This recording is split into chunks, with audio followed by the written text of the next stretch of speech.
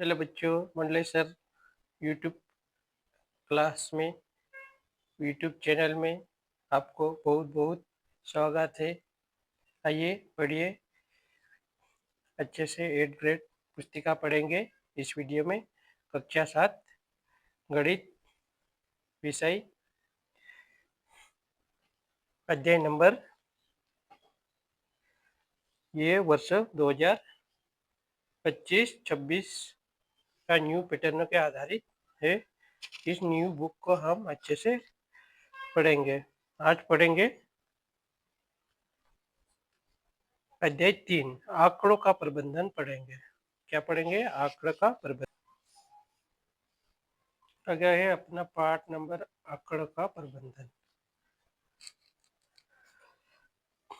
आंकड़ों का प्रबंधन अध्याय नंबर 3। बच्चे, हम जब आप न्यूज पेपर पढ़ते हो या टेलीविजन देखते हैं तो उसमें बताते हैं कि इस वर्ष पिछली वर्षों की तुलना में बहुत कम बारिश हुई, या फिर किसी परीक्षा का रिजल्ट आता है तो बोलते हैं कि न्यूनतम अंक इतना गया, तो वहाँ कैसे पता लगाते हैं, इसके बारे में हम पढ़ेंगे। इसका औसत उपयोग कैसे करते हैं, इसका औसत का संख्या ज्ञात करने, बड़े समूह का प्रतिनिधित्व करने के लिए किया जाता है। प्रेक्षण समूह का उपलब्ध सभी संख्याओं का प्रतिनिधित्व का मान ज्ञात करेंगे। इस प्रकार से हम इस पाठ को अच्छे से पढ़ेंगे। चलो देख लेते हैं। परिसर यहाँ पे दिया है, औसत या मध्य सभी प्रेक्षणों का योग बाटे प्रेक्षणों की संख्या। ये सूत्र दिया गया है, सूत्रों को याद रखें। और यहाँ पे प्रसार या परिसर, प्रसार का अर्थ उस मान से है जो दिए गए प्रेक्षणों के उच्चतम प्रांतांक से न्यूनतम प्रांतांक को घटाने से प्राप्त होता है। जैसे उदाहरण के लिए रेंज दिया, रेंज बराबर उच्चतम प्रांतांक या न्यूनतम प्रांतांक को माइनस करेंगे। तो यहाँ पे दिया है, इसको पहले क्या करेंगे, हम आरोही क्रम में जमाएंगे। क्या जब कैसे? आरोही क्रम में। आरोही क्रम कैसा होता है? छोटे से बड़े में, मतलब छोटे से बढ़ते क्रम में जाएगा। तो इसमें फिर सबसे छोटा कौन सा? 28 और सबसे बड़ा 44। तो न्यूनतम अंक और अधिकतम उच्चतम, तो न्यूनतम कौन सा है? उच्चतम 44 और न्यूनतम 28। इसमें से सबसे बड़ी उम्रों के अध्यापक 44 है और सबसे कम उम्रों की अध्यापक 28 है। तो उनको दोनों को घटा देंगे तो हमारे पास क्या निकल के आ जाएगा? परिसर निकल के आ जाएगा। इनको दोनों को घटाने पर हमें परिसर प्राप्त हो जाएगा। तो क्या परिसर? अध्यापक की परिसर 16 वर्ष। तो अगला पढ़ेंगे बहुलक। बहुलक क्या आता है? दिए गए प्रेक्षणों के समूह सबसे अधिक बार आने वाला प्रेक्षणों का समूह बहुलक कहलाता है। बहुलक की सहायता से आंकड़ों का विश्लेषण टेबल, ग्राफ, पाई चार्ट और बार ग्राफ इत्यादि का उपयोग कर स्पष्ट कर सकते हैं कि उदाहरण दिए गए आंकड़े। यहाँ पे उदाहरण के लिए आंकड़े दिए गए हैं। इसमें सबसे यहाँ पर संख्या दी गई, इसमें सबसे अधिक बार कौन आया है? तो 1 2 3 4, 4 बार कौन आया है? सबसे अधिक बार 2 आ रहा है, तो इसका बहुलक कौन कहलाता है? 2। जो बार बार आता है उसको बहुलक। फिर मध्य कैसे ज्ञात करते हैं, मध्य के बारे में पढ़ेंगे। मध्य आंकड़ों के समूह का मध्य का मान जो संपूर्ण आंकड़ों को 2 बराबर भागों में विभक्त करता है, मतलब बांटता है, तो उसे मध्यक कहा जाता है। अर्थात यदि मापों के आधार पर क्रमबद्ध दिया जाए, यानी कि आरोही क्रम या अवरोही क्रम में व्यवस्थित किया जाए, तो बीच का मान मध्यक कहलाता है। जैसे अभी यहाँ पर संख्या दी है 24, 36, 46, 17, 18, 25, 35। ये क्या दिए? आंकड़े के आंकड़े दिए गए, इसका मध्यक ज्ञात करना है इन आंकड़ों में से। तो इनको पहले क्या करेंगे, हम व्यवस्थित क्रम में जमाएंगे। व्यवस्थित क्रम का मतलब आरोही क्रम। आरोही क्रम को व्यवस्थित करेंगे। आरोही जैसे 17, 18, 24, 25, 35, 36, 46 ये आरोही क्रम में जमा लिए। इसके बाद इसके बीचों बीच कौन है, बीचों बीच 25 है, तो मध्यमान कौन कहलाता, 25। तो इसका माध्यक कौन है, 25 है। फिर इसके बारे में फिर दंड आरेख के बारे में पढ़ेंगे। दंड आरेख, यहाँ पे दंड आरेख का टेबल दी गई है। टेबल इस प्रकार, जैसे भी 1998 में वर्ष, यहाँ पे वर्ष दिया गया और यहाँ पे निर्मित साइकिलों की संख्या दी गई। तो 1998 में साइकिल 800 साइकिल निर्मित हुई, 1999 में 600 साइकिल निर्मित हुई, 2000 में 900 साइकिल निर्मित हुई, 2001 में 1100 साइकिल निर्मित हुई, 2002 में 1200 साइकिल निर्मित हुई। अब इन आंकड़ों को एक दंड आलेख द्वारा प्रदर्शित किया जाए। किस वर्ष में अधिकतम साइकिलें निर्मित की गई। तो किस वर्ष में अधिकतम साइकिलें निर्मित की गई, तो यहाँ पे आएगा 2002 में अधिकतम साइकिल निर्मित की गई। फिर किस वर्ष में न्यूनतम साइकिलें निर्मित की गई। तो किस वर्ष में न्यूनतम साइकिलें, यहाँ पे 1999 में न्यूनतम साइकिलें निर्मित की गई। प्रयास कीजिए। अगला देखते हैं। जैसे विभिन्न वर्षों में कक्षा विद्यार्थियों की कुल संख्या को निम्न सारणी द्वारा प्रदर्शित किया जाता है। जैसे वर्ष दिया गया है, फिर विद्यार्थियों की संख्या 40, 30, 35, 25, 20। तो इसको आगे डायग्राम के माध्यम से देखेंगे।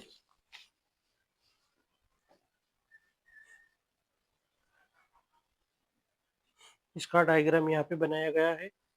जैसे विद्यार्थियों की संख्या दी गई यहाँ पे, फिर बाद में यहाँ पे वर्ष, फिर यहाँ पे टेबल, चित्र, डायग्राम, दंड आलेख द्वारा दर्शाया गया और समझाया गया है। इसको अच्छे से देख ले। फिर अगला देखेंगे प्रश्न क्रमांक 1, विकल्प। जैसे भी प्रश्न विकल्प को पढ़कर सही का उत्तर चुनिए। जैसे आंकड़ों के सबसे बड़े और सबसे छोटे प्रेक्षणों का अंतर ज्ञात करना है। तो सबसे बड़े और सबसे छोटे, तो उसमें क्या ज्ञात करते हैं हम अभी पढ़े थे, क्या प्रसार ज्ञात करते हैं, बी। फिर प्रश्न क्रमांक 2, यहाँ पे दिया गया है, संख्या दी गई है 26, 29, 23, 26, 29, 28, 23 का बहुलक ज्ञात करना है। तो इसमें बहुलक अधिक बार कौन आ रहा है, 1, 2, 3 बार और कोई आया है, तो 3 बार कोई नहीं, तो बहुलक क्या है यहाँ पे, 23। कौन सा आ जाएगा यहाँ पे, सी। प्रश्न क्रमांक 3, सभी प्रेक्षणों के योग और प्रेक्षणों की कुल संख्या का अनुपात कहा जाता है। जैसे भी सभी प्रेक्षणों का योग और प्रेक्षणों की कुल संख्या, तो इसका अनुपात कहा जाता है, मध्यक कहा जाता है, इसमें बी। प्रश्न क्रमांक 4, प्रश्न क्रमांक 4 देखेंगे। 22, 34, 44, 15, 16, 23, 33 का माध्यक होगा। इसका माध्यक, इसको पहले व्यवस्थित क्रम में करेंगे। इसको पहले व्यवस्थित क्रम में 15, 16 के बाद 22, 22 के बाद 23, 23 के बाद 33, 34, 44। अब इसको क्या करेंगे, हम मध्यमान ज्ञात करेंगे। 1, 2, 3, 4, 5, 6, 7। 7 है तो 3 इधर से निकाल लो, 3 यहाँ से निकल गई, 3 यहाँ से, तो इसका नहीं, इसको माध्यक निकालना है।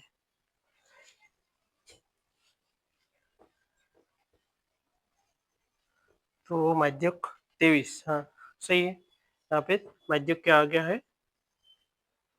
23। इसमें क्या आया, ए। फिर प्रश्न क्रमांक 5, 1 से 11 तक प्राकृतिक संख्याओं का औसत ज्ञात कीजिए।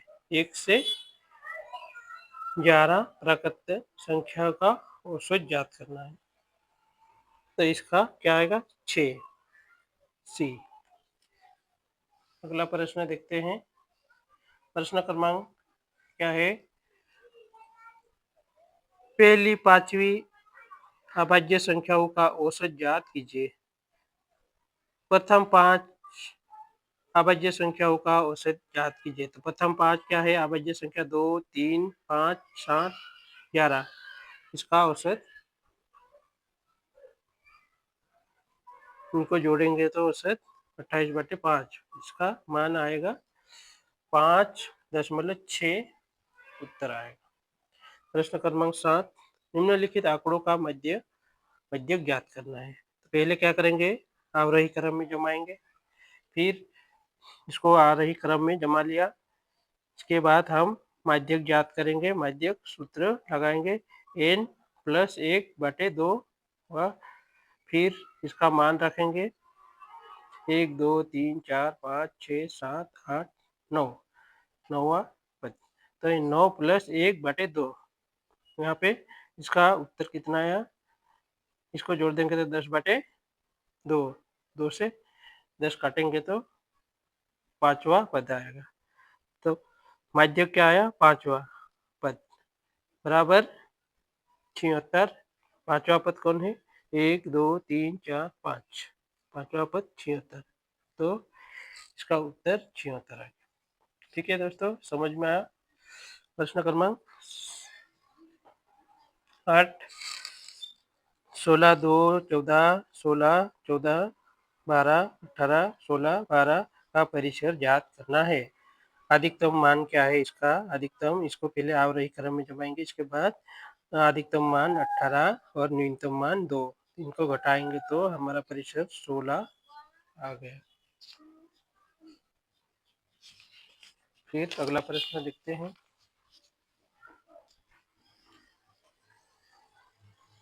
प्रश्न क्रमांक 9, यदि आंकड़े 5, 7, 9, 106, 10, 11 का मध्य 8 है तो 100 का मान ज्ञात कीजिए। सभी फिर माध्य, तो क्या ज्ञात करना, हमें माध्य ज्ञात करना है। तो माध्य का सूत्र, सभी प्रेक्षणों का योग बटे प्रेक्षणों की संख्या।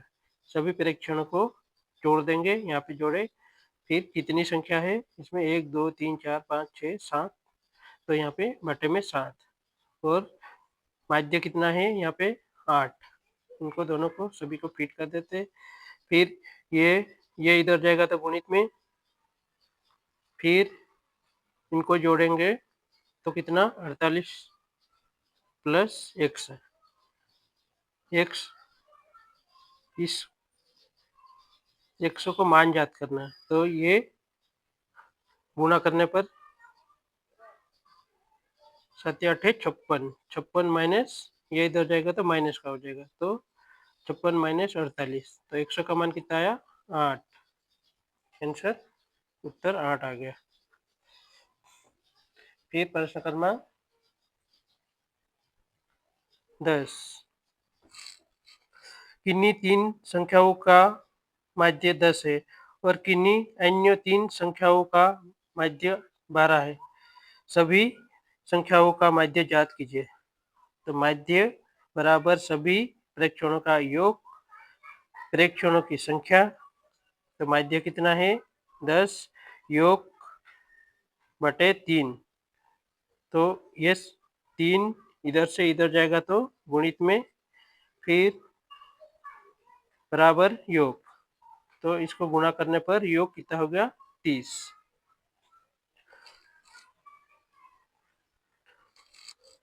12 बराबर योग बटे 3, अपन सा ये वाला माध्य निकालेंगे, कौन सा 3 संख्याओं का माध्य। तो यहाँ योग बटे 3 बराबर 12 गुणित 3, योग कितना आएगा 36। तो सभी संख्याओं का माध्य 36, 30 प्लस 36 बटे 6, तो 66 बटे 6, तो इससे काट जाएगा तो 11 बार में। तो कितना आंसर आया यहाँ पे 11 उत्तर आया है। सभी संख्याओं का माध्य कितना आया 11।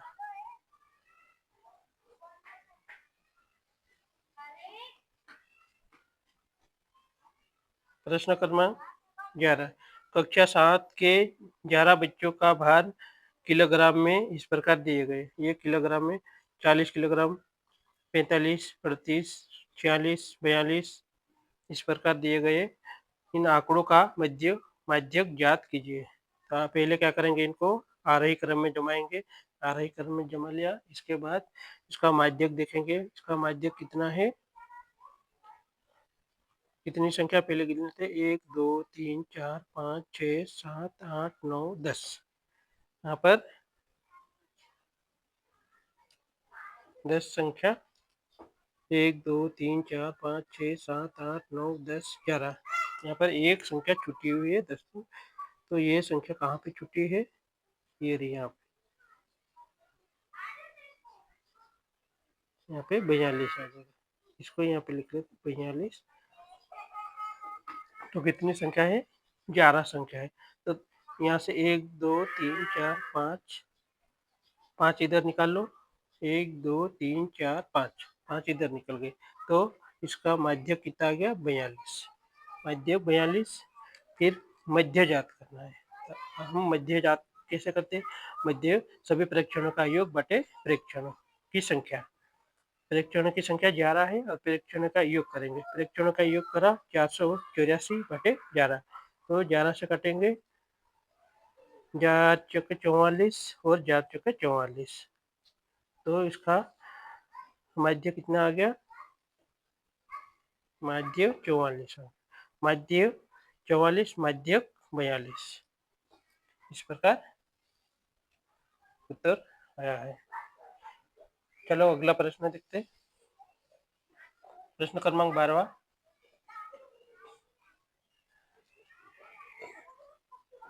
किसी कक्षा के 15 बच्चों की ऊंचाई सेंटीमीटर में दी गई है। आंकड़ों को पढ़कर उत्तर लिखिए। जैसे भी 128 सेंटीमीटर यहाँ पर इस प्रकार दिए गए हैं।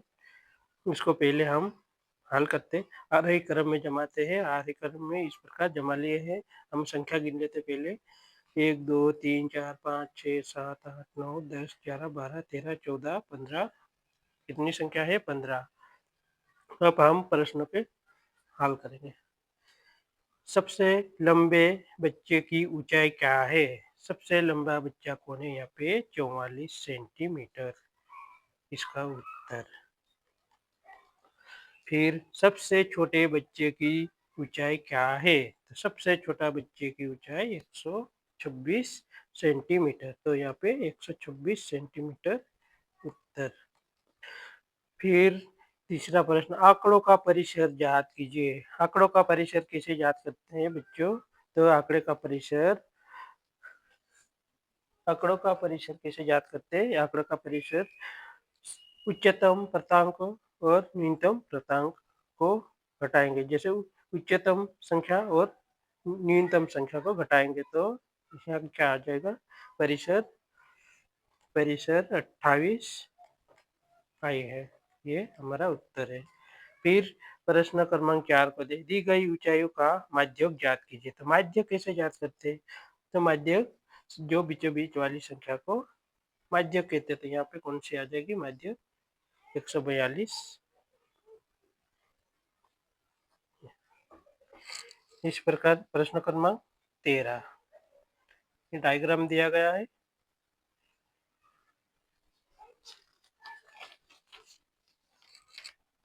फिर हम प्रश्न के उत्तर बनाएंगे, डायग्राम को देखकर दिए गए प्रश्न का उत्तर देंगे।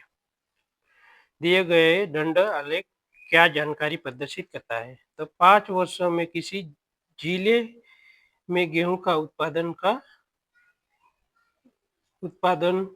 की जानकारी प्रदर्शित करते हैं।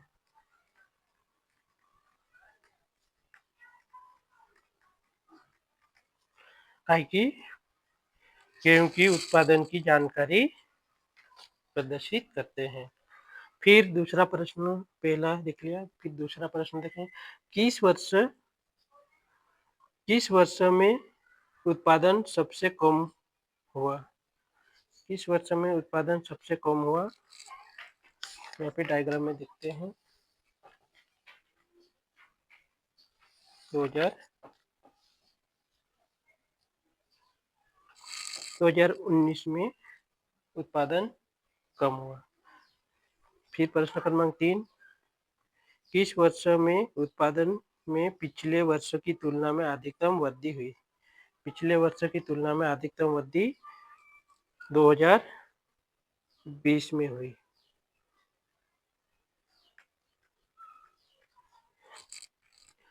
फिर प्रश्न क्रमांक 4, इन 5 वर्षों में गेहूं का औसतन उत्पादन क्या रहा? तो औसतन उत्पादन, इसमें उनको सभी को जोड़ेंगे, सभी संख्याओं को, फिर बटे में प्रेक्षणों की संख्या लिखेंगे, फिर उनको जोड़ेंगे, इसके बाद बटे में 5 से काटेंगे, 50, 25, 1, 5, 2 बचे, तो 20, तो इसका आंसर आया है 54,000 टन। कितना? यहाँ पे लिख देते 54,000 टन। चौथी का उत्तर। पांचवे का क्या बोल रहा है? 2018 और 2022 के गेहूं का उत्पादन का अंतर ज्ञात कीजिए। तो 2000 में उत्पादन 60 टन और 70 टन, तो इसका अंतर कितना आया? 10,000 टन उत्तर। प्रश्न क्रमांक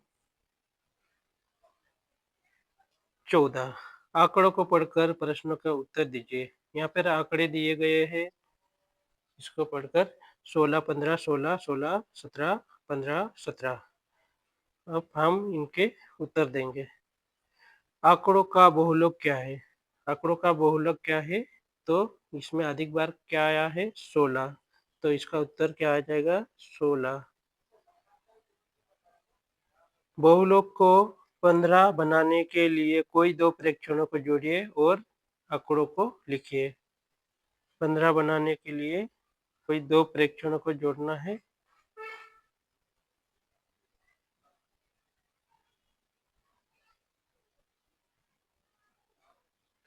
तो हम क्या बहुलक बनाएंगे?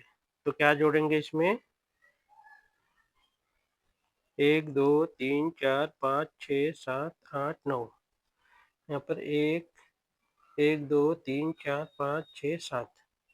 तो हम बहुलक बनाने के लिए क्या जोड़ेंगे? 15 को जोड़े हैं, तो यहाँ पे क्या आ जाएगा? बहुलक 15।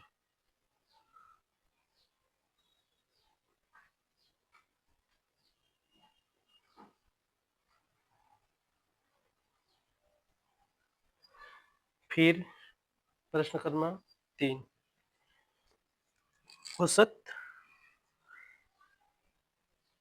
आंकड़ों का औसत क्या है? आंकड़ों का औसत 112/7 बराबर औसत कितना आया? 16। तीसरे का उत्तर 16। फिर चौथा, यदि किसी एक प्रेक्षण को जोड़कर औसत 15 आता है तो वह प्रेक्षण क्या होगा? तो प्रेक्षण क्या होगा? यहाँ पे प्रेक्षण 8 होगा, उत्तर 8। प्रश्न क्रमांक 15, देखिए, अपने परिवार के प्रत्येक सदस्यों की ऊंचाई का पता लगाकर एक तालिका बनाइए, उससे दंड आलेख बनाकर प्रदर्शित करें और निम्नलिखित प्रश्नों के उत्तर दें। चलो, प्रश्न क्रमांक 1, देखते हैं। यहाँ पे दंड आरेख बना दिया है, इस प्रकार बनाया है। यहाँ पे ऊंचाइयों को सेंटीमीटर में दिया है, 120, 130 से 180 तक। यहाँ पे दादाजी की ऊंचाई, यहाँ पे पिताजी की ऊंचाई, यहाँ पे माताजी की ऊंचाई, यहाँ सवाई अपनी ऊंचाई है, फिर बाद में बहन की ऊंचाई है। तो यहाँ पे प्रश्न क्या बोला, किस सदस्य की सबसे ज्यादा ऊंचाई सबसे ज्यादा है। तो किस सदस्य की सबसे ज्यादा ऊंचाई है, तो हम लिखे हैं यहाँ पर दादाजी की ऊंचाई सबसे ज्यादा है, कितनी, 180 सेंटीमीटर। फिर किस सदस्य की ऊंचाई सबसे कम है, तो किस सदस्य की ऊंचाई सबसे कम है, यहाँ पे बहन की ऊंचाई सबसे कम है, कितनी, 120 सेंटीमीटर। फिर प्रश्न क्या कह रहा, प्रश्न क्रमांक 3, परिवार के सदस्यों की औसत ऊंचाई कितनी है। तो इनकी परिवार के सदस्यों की औसत ऊंचाई, औसत निकालने के लिए सभी को जोड़ेंगे, सभी परिवार के ऊंचाई को जोड़ेंगे, फिर बाद में उसमें कितने सदस्य है उसके भाग देंगे। तो उनको जोड़ने पर 780 को 5 से भाग देने पर 156, तो इसका औसतन ऊंचाई कितना, 156 आया। फिर अगला प्रश्न क्या बोल रहा है, चौथा प्रश्न, औसत ऊंचाई से आपकी ऊंचाई ज्यादा है या कम। जैसे भी औसत ऊंचाई से आपकी ऊंचाई मतलब किसकी, खुद सवाई की, तो सवाई की ऊंचाई किससे है, ज्यादा है, तो यहाँ पे क्या आ जाएगा, ज्यादा आ गया। इस प्रकार से हम सभी प्रश्नों को हल किए हैं। तो बच्चों अच्छे से वीडियो को देखें, समझ में नहीं आए तो उसको वीडियो को रुक कर फिर से देखें, और बार बार देखकर हम समझ, एक बार में समझ में नहीं आए तो दोबारा वीडियो को अच्छे से वॉच करें। ठीक है, जय हिंद, जय भारत।